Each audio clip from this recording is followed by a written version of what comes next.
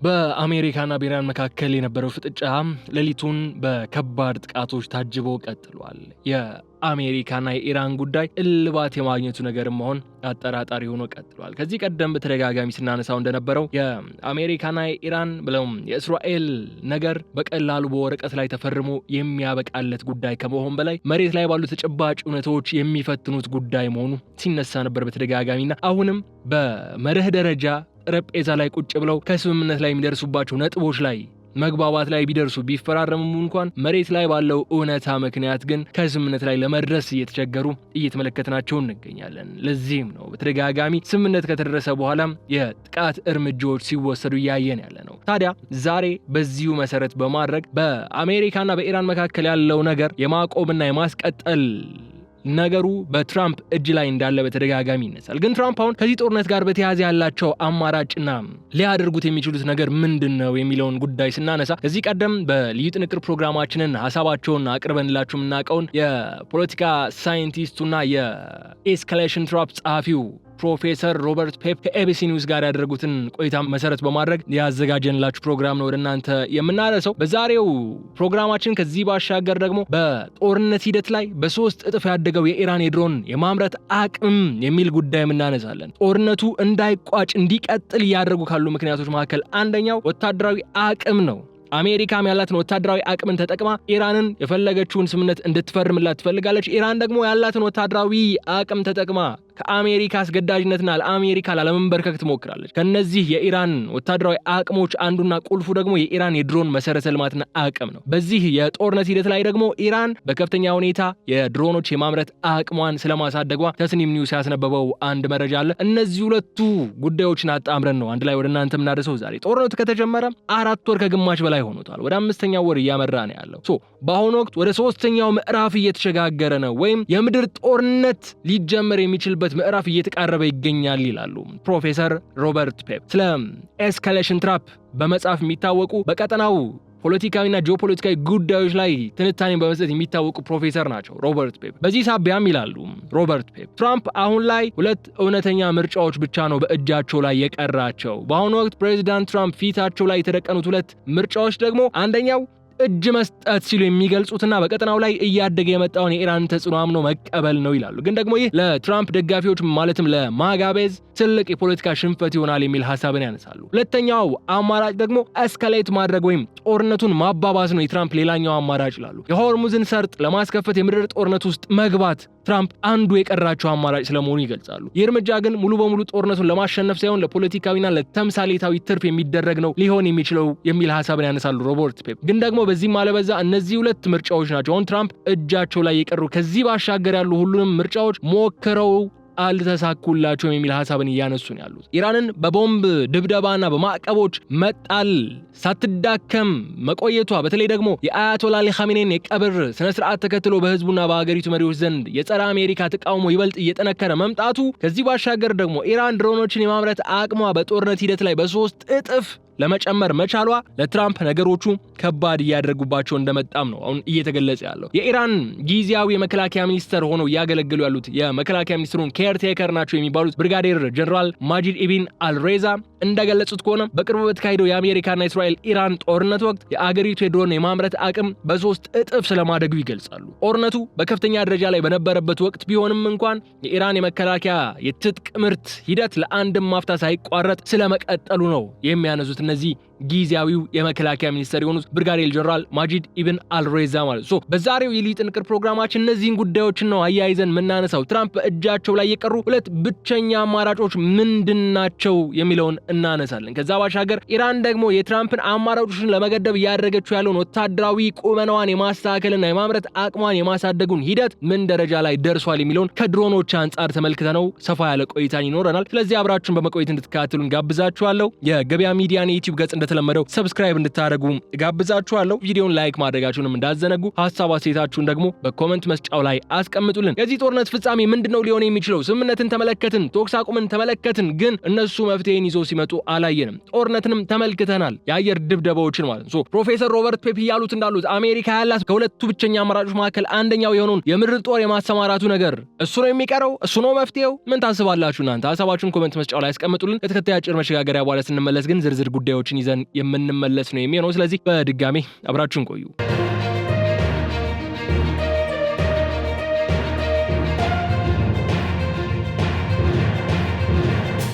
በመካከለኛው ምስራቅ ምድር ላይ የተቀጣጠለው የኃይል ፍጥጫ በአሁኑ ወቅት መላውን ዓለም ወደማይገመት የፖለቲካና ኢኮኖሚ ቀውስ ነው እየከተተው የሚገኘው። በአሜሪካ እስራኤል ጥምረትና በኢራን እስላማዊት ሪፐብሊክ መካከል በቀጥታ የተጀመረው ወራትን ያስቆጠረው ይህ ጦርነት 4 ወራት ከግማሽ በላይ ያስቆጠረ ቢሆንም በቀጠናው የነበረው የቆዩ ዲፕሎማሲያዊ ግንኙነቶችና የወታደራዊ ኃይል ሚዛኖችን ግን ሙሉ በሙሉ በመበጣጠስ አዲስ ምዕራፍን እየከፈተ ነው ያለው። የአዲስ ምዕራፍ ደግሞ የሁለቱ ኃያላን ወገኖች ቀጣይ ዕጣ ፈንታ ብቻ ሳይሆን የዓለም አቀፉን የጂኦፖለቲካ ምህዳርም በከፍተኛ ደረጃ እየለወጠው ነው የሚገኘው። ይህ ቀውስ ዓለም አቀፍ የንግድ መስመሮችን እያወከ በመሆኑ በመላው የሰው ልጅ ትኩረት የሚስብ ጉዳይ ሆኖ ቀጥሏል። የቺካጎ ዩኒቨርሲቲው ታዋቂ የፖለቲካል ሳይንስ ምሁርና የኤስካሌሽን ትራፕ ወይም ኤስካሌሽን ትራፕ የተሰኘው ዝነኛ መጽሐፍ ጸሐፊ የሆኑት ፕሮፌሰር ሮበርት ፔፕ ከኤቢሲ ኒውስ ጋር በነበራቸው ልዩ ቆይታ ይህ ግጭት በአሁኑ ወቅት ወደ ሶስተኛውና እጅግ አደገኛ ወደ ሆነው ምዕራፍ ሙሉ በሙሉ እየተቃረበ መሆኑን አስገንዝበዋል። ይህ ሶስተኛው ምዕራፍ ደግሞ የምድር ጦርነት አጣብቂኝ ተብሎ የሚጠራ ነው ብለዋል። ከዚህ ቀደም ይካሄዱ የነበሩ የአየር ላይ ድብደቦች፣ የሚሳኤል ልውጦችና የሳይበር ጥቃቶች አልፈው ሁለቱም ወገኖች በየብስ ወታደራዊ ኃይሎቻቸው እርስ በርስ በቀጥታ ወደ መዋጋትና ወደ እልቂት ጦርነት የሚገቡበት አስገዳጅ የመስቀለኛ መንገድ ላይ ደርሰዋል ሲሉም ሮበርት ፔፕ ያነሳሉ። ፕሮፌሰሩ የሚያረጋግጡት አንዱ ወሳኝ ጉዳይ ይህ ምዕራፍ እጅግ የረዘመና ከፍተኛ የሰው ኃይል መስዋዕትነትን የሚጠይቅ አውዳሚ ወታደራዊ ሂደት እንደሚሆን ነው። ይህ የምድር ጦርነት አጣብቂኝ ከመቼውም ጊዜ በላይ አስቸጋሪ የሚያደርገው ደግሞ በጦር ሜዳው ላይ የሚወሰዱ ወታደራዊ እርምጃዎች ብቻቸውን ዘላቂ መፍትሄ ወይም ድልን ሊያመጡ የማይችሉበት ውስብስብ የስትራቴጂክ ስሌት የሰፈነበት በመሆን ነው። በዚህ አስፈሪና ፈታኝ ወቅት ደግሞ የአሜሪካው ፕሬዝዳንት ዶናልድ ትራምፕ ከፊታቸው የተደቀኑት ምርጫዎች እጅግ በጣም ውሱን፣ አነስተኛና ከፍተኛ ዋጋን የሚያስከፍሉ በመሆናቸው ምክንያት በዋሽንግተን የውሳኔ ሰጪዎች ላይ ትልቅ ውጥረትን ፈጥረዋል ይላሉ። ይህ ውጥረት ደግሞ በነጩ ቤተ መንግስትና በፔንታጎን ስትራቴጂስቶች መካከል ያለውን ልዩነት ይበልጥ እያሰፋው ነው የመጣው። ሁኔታው በተለይም የዓለም አቀፉን የነዳጅ ንግድና የኃይል አቅርቦት ዋነኛ የደም ዝውውር መተላለፊያ በሆነው በሆርሙዝ ሰርጥ ላይ ያነጣጠረ በመሆኑ ከዋይት ሃውስ የሚወጣው እያንዳንዱ ውሳኔ በዓለም የኢኮኖሚ መዋቅር፣ በነዳጅ ገበያ መናጋትና በሀያላን ሀገራት ውስጥ የፖለቲካ መረጋጋት ላይም ቀጥተኛና ከባድ የሰንሰለት ተጽዕኖ ለማሳረፍ መጀመሩ ጉዳዩ የዓለም ቀዳሚ አጀንዳ እንዲሆን አድርጎታል። የትራምፕ አስተዳደር የሚወስደው ቀጣይ እርምጃ መላውን የዓለም ኢኮኖሚ ወደ ከፋ የዋጋ ግሽበት ወይም ወደ መረጋጋት ሊያመራው የሚችል ወሳኝ ነጥብ ላይ ስለመድረሱ ነው የተለያዩ የመረጃ ምንጮች አሁን እየዘገቡ የሚገኙት። በአሁኑ ወቅት በዋይት ሃውስ ኦቫል ቢሮ ውስጥ ጠረጴዛ ላይ ተቀምጠው ከሚገኙት ሁለቱ እውነተኛ ተጨባጭ ምርጫዎች መካከል የመጀመሪያው አማራጭ በቀጠናው ላይ ያደገና እየጠነከረ የመጣውን የኢራንን ወታደራዊ ተጽዕኖና ዲፕሎማሲያዊ አቅምን በይፋ አምኖ መቀበል ወይም ደግሞ በተዘዋዋሪ እጅ መስጠት ነው ይላሉ። ይህ ማለት አሜሪካ ከመካከለኛው ምስራቅ ቀውስ ራሷን በማግለል በቴህራን ላይ ስታራምደው የነበረውን የበላይነትን የመቀልበስ ፖሊሲ ገታ አድርጋ የኢራንን ቀጠናዊ መሪነትና ተሰሚነትን በተግባር ማረጋገጥ ማለት ነው። ይህ ማለት ደግሞ በዓለም አቀፍ ዲፕሎማሲ መድረክ ላይ ለአሜሪካ ታሪካዊ ማፈግፈግና ሽንፈት ተደርጎ የሚወሰድ አቋም ነው የሚሆነው። የአይነቱ ፖሊሲ በቀጠናው ላይ የአሜሪካን የረጅም ጊዜ ተሰሚነትንም አደጋ ላይ የሚጥለው ነው። ይሁን እንጂ ይህንን የመጀመሪያ አማራጭ በተግባር መተግበር ወይም መውሰድ ማለት ለፕሬዚዳንት ትራምፕና ማጋቤዝ በመባል ለሚታወቀው እጅግ ታማኝና ቀኝ ዘመም ለሆነው የፖለቲካ ደጋፊ መሰረታቸው ፍጹም የማይዋጥና አስከፊ የፖለቲካ ሽንፈት ሆኖ በታሪክ መዝገብ ላይ የሚሰፍር ነው የሚሆነው። አሜሪካን በዓለም መድረክ ዳግም ታላቅና የማትደፈር ሀያል ሀገር አደርጋታለሁ በሚል ቁርጠኝነትና መፈክር እንዲሁም ብሔርተኝነትን ለመቀስቀስ የሚጠቀሙበት የትራምፕ አቋምና የአስተዳደሩ ሂደት ከኢራን እስላማዊ ሪፐብሊክ ፊት ወታደራዊ ማፈግፈግ ማሳየት ማለት በሀገር ውስጥ መጪ ምርጫዎች ላይ ትልቅ የውድቀት ማዕበልን እንዲይዞባቸው እንዲመጣ ያደርጋል። ይህ ሽንፈት ደግሞ በተቃዋሚዎች ዘንድ እንደ ትልቅ የደካማነት ማሳያ ተደርጎ ሊወሰድ የሚችል ነው። የአይነቱ ውሳኔ በአሜሪካ ውስጥ የፖለቲካ ሁኔታ ብቻ ሳይሆን በዓለም አቀፍ ደረጃ በዋሽንግተን ላይ ያለውን አመኔታ ሙሉ በሙሉ የሚያሳጣ ሆኖ ነው የሚመጣው። በተለይ እንደ እስራኤልና የባህረ ሰላጤው ሀገራት ያሉ የቅርብ የአሜሪካ አጋሮች በአሜሪካ የደህንነት ዋስትና ላይ ያላቸውን እምነት እንዲያጡና አዳዲስ የደህንነት አማራጮችን እንዲፈልጉም የሚያስገድድ ነው የሚሆነው። የአጋሮቹ እምነት መሸርሸር ደግሞ አሜሪካ በቀጠናው ላይ ያላትን የጦር ሰፈሮችና ስልታዊ የበላይነት ደረጃ በደረጃ እንድታጣ የሚያደርግ ከፍተኛ አቅምን ያለው ነው። ይህንን አማራጭ መውሰድ ማለት ትራምፕ ባለፉት ዓመታት በቴህራን ላይ ሲያራምዱት የነበረውን ከፍተኛውን ጫና ወይም ማክሲማም ፕሬሸርን የማሳረፍ ስትራቴጂ ሙሉ በሙሉ ፍሬ አልባና ዋጋ ቢስ እንደነበር በገዛ እጃቸው ማረጋገጫ መስጠት ስለሚሆንባቸው ውሳኔው አሜሪካውያኑን ወደማይወጡት ከባድ የፖለቲካ አጣብቂኝና የስነ ልቦና ቀውስ ውስጥ የሚከታቸው ነው። የአጣብቂኝ ዋሽንግተን በዓለም መድረክ ላይ ያላትን የዲፕሎማሲ የበላይነት ጥያቄ ውስጥ የሚከትም ታሪካዊ ክስተት ሆኖ ነው እየተመዘገበ ያለው። ከዚሁ ከመጀመሪያው አማራጭ በተቃራኒው ደግሞ ዋሽንግተን ልትከተለው የምትችለው ሁለተኛውና እጅግ አደገኛው ምርጫ ደግሞ የኢራንን ቀጠናዊ መስፋፋት በኃይል ለመግታት ሙሉ ወታደራዊ እርምጃ ውስጥ መግባት ወይም የምድር ጦርነት ማወጅ ነው። ይህ ውሳኔ ከቀድሞው የአየር ጥቃት የዘለለና በመቶ ሺዎች የሚቆጠሩ የዩናይትድ ስቴትስ የምድር ጦር ሰራዊት አባላትን በቀጥታ መካከለኛው ምስራቅ ውስጥ ወደሚገኝ አውዳሚ የጦርነት ቀጠና ማስገባት የሚጠይቅ በመሆኑ በፔንታጎን ወታደራዊ አመራሮች ዘንድ ከፍተኛ ስጋትና ተቃውሞን የፈጠረም ሁኔታ ሆኖ ቆይቷል። ይህ እርምጃ አጠቃላይ የቀጠናውን የጂኦፖለቲካዊ መዋቅር ወደ ፍጹም ትርምስ ሊመራ እንደሚችልም ነው የሚሰጋው። ይህንን የጦርነት መንገድ መምረጥ ማለት ለትራምፕ አስተዳደር በፖለቲካዊ መልኩ የአሜሪካን ክብርና የበላይነትን ለማስጠበቅ የሚደረግ የቆራጥነት እርምጃ ተደርጎ ሊወሰድ ቢችልም እንኳን በተግባር ግን ሀገሪቱ ወደ ሌላ ታሪካዊ የቪየትናም ወይም የኢራቅ አይነት ማለቂያ የሌለው ረግረግና አሰቃቂ ሰው ኃይል መስዋዕትነት ውስጥ የሚከታት እርምጃ ነው የሚሆነው። የኢራን ሰፊ መልክዓ ምድር፣ ተራራማ አቀማመጥና የቆየ የውስጥ መከላከያ መዋቅር የምድር ጦርነትን እጅግ አስቸጋሪና በቢሊዮን የሚቆጠር ዶላር ወጪ የሚጠይቅ ያደርገዋል። ይህ ስትራቴጂካዊ ስህተት ለአሜሪካ የረዥም ጊዜ ኢኮኖሚ ድቀት መንስኤም ሊሆን የሚችል እርምጃ ነው የሚሆነው። የዚህ ወታደራዊ እርምጃ ፖለቲካዊ ዋጋም እጅግ የላቀ ነው። ምክንያቱም ለምመስላችሁ ፕሬዚደንት ዶናልድ ትራምፕ ወደ ስልጣን የመጡት አሜሪካን ካልተፈለጉና ማለቂያ ከሌላቸው የውጭ ሀገራት ጦርነቶች ሙሉ በሙሉ አወጣለሁ በሚል ጠንካራ የቃል ኪዳን መፈክር ነው። ይህን ጦርነት መጀመር የገዛ ራሳቸውን የፖለቲካ ፍልስፍናና ደጋፊዎቻቸውን እምነት በቀጥታ መስበር ነው የሚሆኑባቸው። ይህ ደግሞ በሀገር ውስጥ የከረረ ተቃውሞና የህዝብ አመፅን ሊቀሰቀስ የሚችል ነው። በዋሽንግተን ጎዳናዎች ላይ የሚንቀሳቀሰው የተቃውሞ ሰልፍ ደግሞ የትራምፕን ሁለተኛ የስልጣን ዘመን ክፉኛ ሊያናጋ የሚችል አቅም እንዳለው ይታመናል። ይህ ሁለተኛው ምርጫ የአሜሪካን ወታደራዊና ዲፕሎማሲያዊ ኃይልን ተጠቅሞ የቴህራንን አገዛዝ ለመቀየር ያለመ እንኳን ቢሆንም የስትራቴጂክ ስሌቱ እንደሚያሳየው ግን ጦርነቱ አንዴ ከተጀመረ በኋላ በድል አድራጊነት በፍጥነት ለማጠናቀቅ ፍጹም የማይቻልና መላውን የዓለም መረጋጋት የሚያናጋ በመሆኑ ዋሽንግተንን በሁለት እሳት መካከል የቆለፈ ከባድ ምርጫ ሆኖ ነው የሚገኘው። ይህ ከባድ ውሳኔ የአሜሪካን ወደፊት የዓለም መሪነት ሚና ሙሉ በሙሉ ጥያቄ ውስጥ የሚከት ታሪካዊ ክስተት ነው የሚባለው ለዚህ ነው። በሌላ በኩል ደግሞ ይህንን ግጭት ለየት የሚያደርገውና ዋሽንግተንን በከፍተኛ ደረጃ የሚያስጨንቃት ጉዳይ የኢራን እስላማዊት ሪፐብሊክ ለዓመታት ከደረሰባት ከባድ ዓለም አቀፋዊ ማዕቀብና ጫና በተቃራኒ እያሳየችው ያለው አስገራሚ ወታደራዊ ቴክኖሎጂ መቋቋምና የረዥም ጊዜ መከላከል ስትራቴጂ ነው። ቴህራን የውጭ ወታደራዊ እርዳታ ላይ ከመሞርኮዝ ይልቅ የራስዋን የሀገር ውስጥ የሳይንስና የኢንዱስትሪ አቅምን በመጠቀም ዘመናዊ የሚሳኤልና የሰው አልባ ድሮን መዋቅር መገንባት መቻሏ የወታደራዊ ሳይንስ ምሁራንን አስገርሟል። ይህ አቅም የሀገሪቱን የመከላከያ መዋቅር ራሱን የቻለ እንዲሆን አድርጎታል። የኢራን ስትራቴጂ ያነጣጠረውን ከአሜሪካ ጋር እኩል የአየር ወይም የባህር ላይ አቅምን መገንባት ላይ ሳይሆን አሲሜትሪክ ወይም ሚዛናዊ ያልሆነ የጦርነት ስልትን በመጠቀም የጠላትን ከፍተኛ የቴክኖሎጂ የበላይነትን ማክሸፍ የሚያስችል አቅምን በመፍጠር ላይ ነው። ይህ ስልት በአነስተኛ ወጪ ከፍተኛ ውድመት ማድረስ የሚችሉ የረዥም ርቀት ሚሳኤሎችና በቅንጅት የሚበሩ የድሮን መንጋዎችን በስፋት በማምረት ላይ የተመሰረተ በመሆኑ የአሜሪካን የከፍተኛ የቴክኖሎጂ መከላከያዎችን በቀላሉ ማጨናነቅን የቻለበት አቅምን ሰርቷል። ይህ ዘዴ የአሜሪካን ዘመናዊ የአየር መከላከያ ስርዓቶችንም አልፎ የሚገባበትን አቅምን እንዲይዝ አድርጎታል።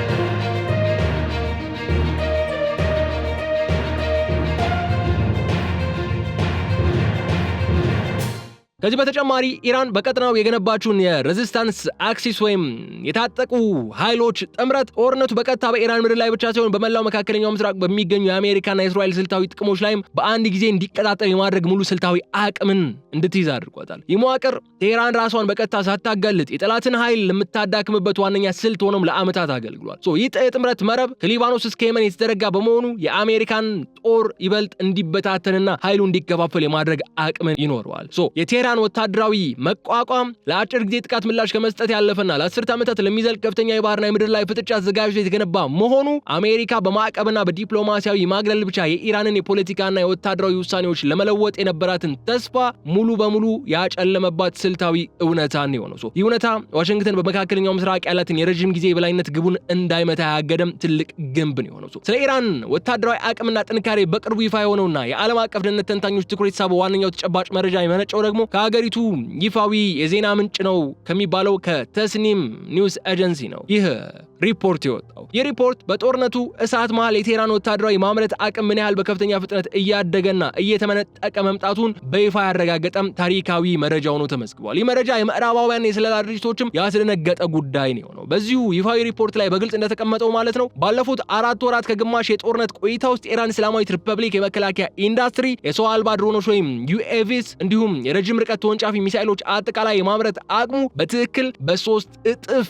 ማሳደግ ስለመቻሉ ያሳያል። የአስገራሚ ምርት ጭማሪ የተመዘገበው ደግሞ ሀገሪቱ በከፍተኛ የኢኮኖሚ ማዕቀብና በሳይበር ጥቃቶች ስር ባለችበት ወቅት መሆኑ ጉዳዩ ይበልጥ አሳሳቢ እንዲሆን አድርጎታል። ይሄ ቁጥር እድገት የኢራን የጦር መሳሪያ ክምችትም በከፍተኛ ሁኔታ እንዲያድግ የሚያደርገው ሆኖም የሚቀመጥ ነው። በተስኒም ዘገባ መሰረት ይህ የስኬት ሚስጥር ሀገሪቱ በጦርነት አውድ ውስጥ ያዘጋጀችውና የድንገተኛ ጊዜ ወታደራዊ ኢንዱስትሪ መዋቅር ተብሎ የሚጠራውን አዲስ አሰራር ሲሆን ይህም መደበኛ የሲቪል ፋብሪካዎችና የቴክኖሎጂ ተቋማትን በሰከንዶች ውስጥ ወደ ወታደራዊ ማምረቻ ማዕከላት እንዲቀየሩ በማድረግ የጥሬ ዕቃና የቴክኖሎጂ አቅርቦት ሰንሰለቱ እንዳይቋረጥ ማድረግ ያስቻለ ስልታዊ ስራም ሆኖ ነው የተገኘው። ይህ አይነቱ የኢንዱስትሪ ሽግግር ደግሞ ሀገሪቱ ለረጅም ጊዜ ጦርነት ዝግጁ መሆኗን የሚያሳይ ነው። ይህ የምርት ማደግ የሚያሳየው ኢራን በጦርነቱ ምክንያት የጦር መሳሪያ እጥረት እንደማይገጥማት ብቻ ሳይሆን በተቃራኒው የጦርነቱ መራዘም የማምረት አቅሟን ይበልጥ የሚያጠናክርና አዳዲስ የቴክኖሎጂ አይነቶችን በጦር ሜዳው ላይ በቀጥታ የሞከረች እንድታሻሽል ሰፊ ዕድልን የፈጠረላት መሆኑ ነው። ይህ ማለት ለዋሽንግተን ስትራቴጂስቶች ትልቅ ራስ ምታት ነው የሚሆነው። ይህ የቴክኖሎጂ መሻሻል በአሜሪካ መከላከያ ዘዴዎች ላይ አዲስ ፈተናን የሚጥል ሆኖ ነው የምናገኘው። የኢራን የድሮን ምርት በቁጥር ማድረግ ብቻ ሳይሆን ግን በቴክኖሎጂ ደረጃውም እጅግ የተራቀቀና የኔቶ የመከላከያዎችን ሰብሮ የመግባት የሚችል የላቀ የአቪዬሽን ሳይንስ ውጤት የያዘ ስለመሆኑም የተስኒም ሪፖርት በዝርዝር አሳይቷል። የቴህራን መሐንዲሶች በራዳር እንዳይታወቅ ተደርጎ የተሰሩ ስቲልዝ እና ረጅም ሰዓት በአየር ላይ መቆየት የሚችሉ የተራቀቁ ሰው አልባ አውሮፕላኖችም በብዛት ለማምረትም እየጣሩ ስለመሆኑ ተነስቷል። ይህ የምህንድስና ስኬት የኢራንን አየር ኃይል በአዲስ መልክ እንዲቀረጽ እያደረገ ያለ አቅምን ፈጥሯል። ከነዚህ መካከልም በተለይ ከዚህ ቀደም በተደጋጋሚ ያነሳናቸው ሻሂድ 136 እና አዲሱ ሻሂድ 149 ጋዛ ድሮን በመባል የሚታወቀው ድሮን በሰው ሰራሽ አስተውሎት ወይም ኤአይ የታገዙና በቡድን ወይም በመንጋ ሶርም አታክን ለመፍጠር የሚያስችል በመንጋ በመብረር የጠላትን የአየር መከላከያ መዋቅር ሙሉ በሙሉ የማጨናነቅና የማውደም ከፍተኛ የውጊያ ብቃት ያላቸው ስለመሆናቸው በተግባር ያስመሰከሩ ናቸው። እነዚህ ድሮኖች በዝቅተኛ ከፍታ በመብረር የራዳር እይታን የሚያመልጡ ናቸው። የአቅማቸው ደግሞ የጠላትን የመከላከያ ምላሽ ጊዜም በእጅጉ የሚያሳጥረው ነው። ከዚህ በተጨማሪ እነዚህ የተራቀቁ የድሮን አይነቶች እጅግ ዘመናዊ የኦፕቲካልና የኤሌክትሮኒክስ መከታተያ ካሜራዎችም የተገጠሙላቸው ስለመሆናቸው እየተነሳ ነው ያለው። ይህ ደግሞ በምድር ላይ ያሉ ተንቀሳቃሽ የጠላት ወታደራዊ ኢላማዎችን በከፍተኛ ጥራት በመቅረጽና መረጃውን በቀጥታ ወደ ሚሳኤል እዝ በመላክ የጥቃት ትክክለኛነትን እስከ 98% ማድረስ ስለሚችሉ ነው መረጃዎች እያሳዩ ያሉት። ይህ አቅም ደግሞ የኢራን የስለላ ብቃት በእጅጉ የሚያሳድግ የቀጥታ መረጃ ልውውጥ ጥቃቶችን እጅግ አደገኛ የሚያደርግም ሁኔታን ነው የፈጠረው። የኢራን አቪዬሽን ቴክኖሎጂ ከአሁን በኋላ በቀላል ቴክኖሎጂ የሚመረጥ ሳይሆን የዓለምን የወደፊት የጦርነት መልክ እየቀየረ የመጣና በአነስተኛ ወጪ እጅግ ውድ የሆኑትን የአሜሪካን ፓትሪዮትና የእስራኤልን አይረን ዶም የመሳሰሉ የሚሳኤል መከላከያ ስርዓቶችን ዋጋ ቢስ ማድረግ የቻለ ስልታዊ ወታደራዊ የበላይነትን መያዝ የቻለው ሆኗል። ይህ የቴክኖሎጂ አብዮት የባህላዊ ጦርነቶች ስልት ሙሉ በሙሉ የለወጠ ታሪካዊ ምዕራፍም ነው የከፈተው። ይህ ጦርነት በተቀጣጠለበት 4ኛው ወር ላይ እንኳን በኢራን የውስጥ ፖለቲካ ውስጥ ትልቅ ታሪካዊ ክስተት ነው የተከሰተው። ይህም የሀገሪቱ የበላይ መሪ አያቶላ አሊ ኻሜኒ ድንገተኛ ህልፈትን ተከትሎ በሀገሪቱ የተፈጠረው ብሔራዊ ሀዘን የውስጥ የፖለቲካ ልዩነቶችን ሙሉ በሙሉ በማስወገድ በህዝቡ በወታደራዊ አመራሩ መካከል ታይቶ የማይታወቅ አዲስ የጸረ አሜሪካና የጸረ እስራኤል ብሔራዊ አንድነት ማዕበል እንዲቀሰቀስ አድርጓል። ይህ ማዕበል የሀገሪቱን እስላማዊ አብዮት መዋቅር ይበልጥ ያጠነከረና ለጦርነቱም ከፍተኛ የህዝብ ድጋፍ የሰጠ ስለመሆኑ እየተነሳለት ነው የሚገኘው። የአንድነት የውጭ ኃይሎች በሀገሪቱ ውስጥ ብጥብጥ ለመፍጠር የነበራቸውን እድልም ሙሉ በሙሉ ዘግቶታል ይላል ሪፖርቶች የሚወጡት።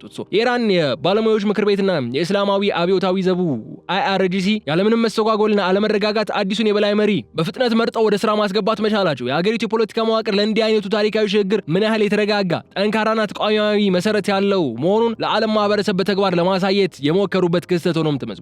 ይህ ፈጣን ሽግግር የመንግስትን መረጋጋት ለአጋሮችም ጭምር ነው የሚያረጋግጠው። ስለሆነ የምዕራባውያን ተንታኞች ያቀዱትና የውስጥ አመጽና የፖለቲካ ውድቀት ሳይከሰት ቀርቶ የአያቶላሁ ህልፈት በተቃራኒው የኢራንን ወታደራዊ ቁርጠኝነት ያጠናከረና አዲሱ አመራር በጦርነቱ ላይ የበለጠ ጠንካራና የማይደራደር አቋም ይዞ እንዲወጣ ያደረገም ስልታዊ የውስጥ ጥንካሬ ምንጭ ሆኖ አገልግሏል። ይህ የውስጥ ጥንካሬ ኢራን ከበፊቱ የበለጠ ለአሜሪካ አስፈሪ ጠላት እንድትሆን አድርጓታል። አሁን በርካታ የኢራን ሃርድላይነር ባለስልጣናት ድርድር መንገድ እንጂ መዳረሻ አይደለም፣ ድርድር ሲያዋጣህ ነው መቀጠለው እንጂ ካላዋጣ መንገዱ መፍትሄው ሌላ ነው የሚል አቋም ነው ይዘው እየቀጠሉ የሚገኙ።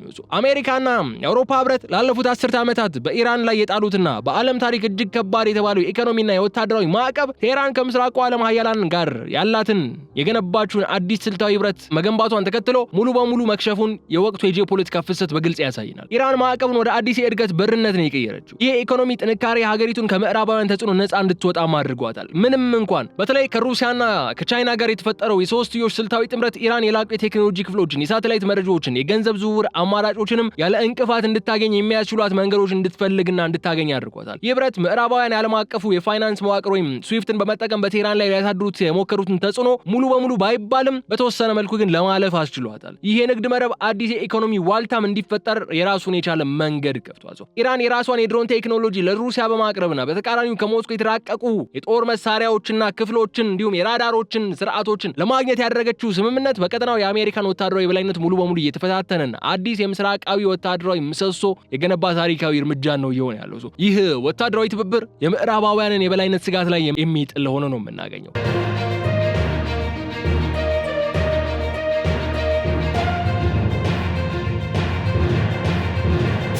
የዋሽንግተን ማዕቀብ እንደ ዋነኛ የፖለቲካ መሳሪያ የመጠቀም ስትራቴጂ በአሁኑ ወቅት በአዲሱ ባለብዙ ዋልታዊ መልታይፖላር ዓለም አቀፍ ስርዓት ውስጥ ሙሉ በሙሉ ዋጋ ያጣ ያለና ኢራንን ከማዳከም ይልቅ ይበልጥ ራሷ እንድትችልና ከሀያላን ሀገራት ጋር እንድትተሳሰር ያደረገ ስልታዊ ስህተት መሆኑም በተግባር ያሳያል የሚሉ በርካቶች ሆኗል። ይህ ስህተት የምዕራቡን ዓለም ዲፕሎማሲያዊ ብቸኝነትንም ሊያመጣ የሚችል ነው እየተባለ ነው ያለው። ከዚህ ባሻገር በአሜሪካና በኢራን መካከል ያለው ፍጥጫ በሁለቱ ወገኖች መካከል ብቻ የተገደበ አይደለም። በአሁኑ ሰዓት መላውን የዓለም የኢኮኖሚና የፖለቲካ መዋቅርን በቀጥታ ያናጋ የመጣ ዓለም አቀፋዊ ቀውስ ነው። የሆርሙዝ ወሽመጥና የቀይ ባህር የንግድ መስመሮች በጦርነቱ ምክንያት አለመረጋጋት የሚገጥማቸው መሆኑ የማይቀር ነው። የዓለም አቀፍ የመርከብ ትራንስፖርትና ኢንሹራንስ ዋጋ በከፍተኛ ደረጃ እንዲጨምር ያደርጋል። ይህ ደግሞ የንግድ መስተዋጎል በዓለም ዙሪያ እንዲከሰትና የሸቀጦች አቅርቦት እንዲዘገይ የዋጋ ግሽበትም እንዲከሰት እያደረገ ነው ያለው። ይህ ቀውስ በተለይም በዓለም የነዳጅ ገበያ ላይ ያስከተለውን ድንገተኛ የዋጋ ንረት፣ በተደጋጋሚ የሚታየው የዋጋ ንረት ማለት ነው በምዕራባውያን ሀገራት ውስጥ እንኳን ሳይቀር አዲስ የዋጋ ግሽበት ኢንፍሌሽን በመቀስቀስ የዜጎችን የዕለት ተዕለት ኑሮ መፈታተን የጀመረ ጉዳይ ነው የሆነው። ይህም የትራምፕ አስተዳደር በሀገር ውስጥ የኢኮኖሚ ፖሊሲው ላይ ከባድ የህዝብ ትችትና የፖለቲካ ጫና እንዲያርፍበት እያደረገ የሚገኝ ነጥብ ሆኗል። ይሄ የኢኮኖሚ ውጥረት በትራምፕ የውስጥ የፖለቲካ ተቀባይነት ላይም ጥቁር ጥላን ያጠላ ጉዳይ ነው። ከዚህ በተጨማሪ የአውሮፓ ሀገራትን በነዳጅ አቅርቦት እጥረት ምክንያት ወደ ከፋ የኃይል ቀውስ ውስጥ እንዳይገቡ ከዋሽንግተን ጋር ያላቸውን ወታደራዊ ትብብር በጥንቃቄ ለመመርመር እየተገደዱ ነው ያሉት። ይህም በአሜሪካና በአውሮፓ ህብረት መካከል ያለውን የረዥም ጊዜ ጥምረት ግንኙነት ላይ አዲስ ዲፕሎማሲያዊ መንገድን እንዲጀመር የሚያደርግ ክስተት ነው የሆነው። ይህ አዲስ መንገድ ግን ስንጥቅ ነው የሚሆነው ወይስ በጋራ አቋም ላይ ሆኖ በጋራ ሆርሙዝና ሌሎች ነገሮችን ለማስከፈት እርምጃ ወደ መውሰድ ያመራቸዋል የሚለው ግን በጣም የሚጠበቀው ጉዳይ ሆኖ እናገኘዋለን። የተከበራችሁ የገበያ ሚዲያ ተከታታዮቻችን ጉዳዩን ስናጠቃልለው ግን የኢራንና የአሜሪካ እስራኤል ጥምረት የጀመሩት ቀጥተኛ ጦርነት ወራትን አስቆጥሮ ወደ ሶስተኛው ምዕራፍ ማለትም ወደ ምድር ጦርነት አጣብቂኝ ሙሉ ለሙሉ እየገባ ነው ሲባል የቀጠናው የኃይል ሚዛን ከመቼውም ጊዜ በላይ ተለዋዋጭ እንዲሁም የማይገመት ሆኖ ተገኝቷል ማለት ነው። የታሪክ መዛግብት አዲስ ምዕራፍ እየጻፉ መሆኑ የምናይበት ወቅት ላይም ነው እየደረስን ያለ ነው። የአዲስ ምዕራፍ ደግሞ የዓለምን የጂኦፖለቲካ ቅርጽን ሙሉ በሙሉ ለመለወጥ አቅም ያለው ምዕራፍ ነው። ፕሬዚዳንት ዶናልድ ትራምፕ በቀጠናው ላይ የኢራን የበላይነትና መሪነት በይፋም ነው በመቀበል የሀገር ውስጥና የውጭ የፖለቲካ ሽንፈትን በጸጋ መከናነብ ወይም በተቃራኒው ለፖለቲካዊና ለተምሳሌታዊ ትርፍ ሲሉ አውዳሚና ማለቂያ የሌለው የምድር ጦርነት ውስጥ መግባት ለሚሉ ሁለት አስቸጋሪና ዋጋ የሚያስከፍሉ ምርጫዎች መካከል ተቆልፎባቸው እናገኛቸዋለን። እነዚህ ሁለት ምርጫዎች የተኛውንም ያህል ዋጋ ቢኖራቸውም የአሜሪካን ወደፊት ስትራቴጂካዊ አቅጣጫ ግን የሚወስኑ ስለመሆናቸው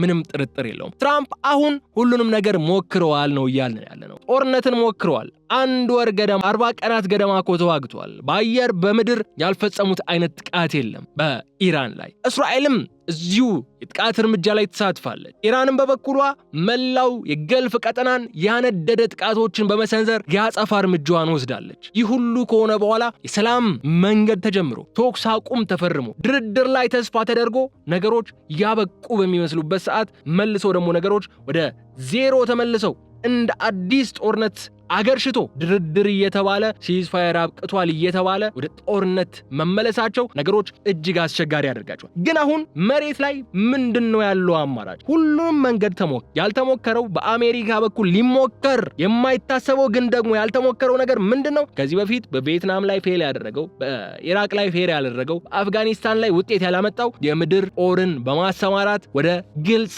የምድር ላይ ጦርነት መግባት ነው። ትራምፕ ይህንን አማራጭ ፍጹም ሊቀበሉት የማይችሉት ጉዳይ ስለመሆኑ ከዚህ ቀደም በተደጋጋሚ ሲያነሱ እንደነበር ተሰምቷል፣ በተለያዩ ተንታኞች በኩል ከወጡ መረጃዎች ማለት ነው። አሁን ግን ትራምፕ አንዱ እጃቸው ላይ ያለው ነገር ይሄው ነው። ከዛ ውጭ ግን ትራምፕ ሽንፈታቸው አምነው እንኳን ባይባልም ኢራን በአካባቢው ላይ ከዚህ በኋላ የተሻለ ጂኦፖለቲካል ኃይል ያላት ሀገር ሆና ብቅ ማለቷ የሚቀር ጉዳይ አለመሆኑ እየተመለከትን እንገኛለን። ሰርቫይቭ አድርጋለች ኢራን። ሰርቫይቫልን እንደ አሸናፊነት ነው የሚቆጥሩት ኢራናውያን ብለናል ከዚህ በፊት። የዓለም ልዕለ ኃያል ከሆነች ሀገር ጋር ጦርነት ገጥመ በሁለት እግርህ ቆመህ መውጣት መቻል፣ ተንገዳግደህም ቆመህ መውጣት መቻል እንደ አሸናፊነት እንደሚቆጥሩ ስናነሳ ነበር ከዚህ በፊት። ኢራናውያን ይህንን አቺቭ አድርገዋል። የዩራኒየሙ የኒውክሌሩ ጉዳይ ገና ነው፣ በሂደር የተቀመጠ ጉዳይ ነው። ከዛም አልፎ ደግሞ ሆርሙዝን በቁጥጥር ስራቸው አድርገው ለመቀጠል የሚችሉበትን መንገድ ለማመቻቸትም እየጣሩ ነው ያሉት። ይህንን እውነታ ምድር ላይ ያለውን እውነታ አሜሪካ ለመቀበል ትገደዳለች። ይህንን እውነታ አሜሪካ ልትቀበለው ትችል ይሆናል። ለምን? ከዚህ በፊትም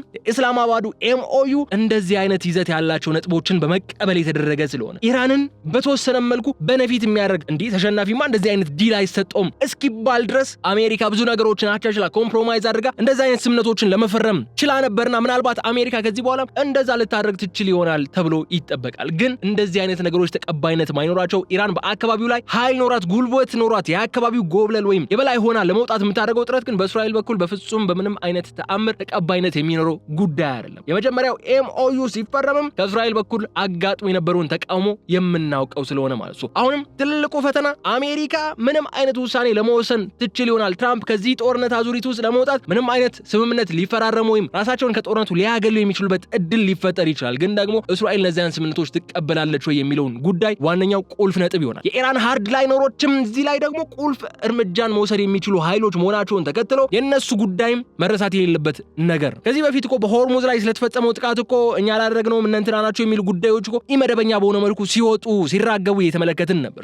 የኢራን መንግስት በመንግስት ደረጃ እንደዛ አይነት ስምምነቶች እንኳን ከአሜሪካ ጋር መስማማት የሚችልበት መንገድ ቢፈጠርም እንኳ ነው ያንን ስምምነት የማይደግፉ በራሳቸው ጦርን አዘው ድሮንን ሊያስወነጭፉ የሚችሉ የአይአርጂሲ ጀነራሎች እስካሉ ድረስ ይህ ስምምነት እንደዚህ አይነት ስምምነቶች ፍጻሜያቸው ጥሩ ሊሆን የማይችልበት ሁኔታን ይፈጠራል። አሁን እኮ በኢራን ምድር ድርድር፣ ሰላማዊ መንገድ የሚል ሰው ከሃዲ ነው፣ ባንዳ ነው የሚሉ ስሞች እኮ እየተሰጡ ያሉበት አይነት ሁኔታዎችን እኮ እየተመለከትን እንገኛለን። ከተለያዩ የመረጃ ምንጮች የምናያቸው መረጃዎች ማለት ነው። በእንደዚህ አይነት ሁኔታ የኢራን ሲቪል ፖለቲካ ኃይሎችና አራግቺ ፔዝሽኪያን የመሳሰሉ ሰዎች ድርድርን ለማድረግና ኮምፕሮማይዝ አድርገው ሰጥተው ተቀብለው የሆነ ሚዛናዊ የሆነ ስምምነትን ተፈራርመው ለመውጣት የሚያደርጉት ጥረት እንኳን ከፍተኛ የሆነ ጫናን ያጋጠመው ያለበት ሁኔታ መሆኑ ሁሉም ወገኖች አሜሪካም ኢራንም አጣብቂኝ ውስጥ ሆነው ቀጣዩ እርምጃ ምንድነው ሊሆን የሚገባው የሚልን በጥልቀት ማሰብ የሚገባቸው ሰዓት ላይ ነው የሚገኙት። እነዚህ ሰላማዊ መንገዶችን ለመሻት ወይም በሰላማዊ መንገድ ነገሮችን ለመቋጨት የሚደረጉትን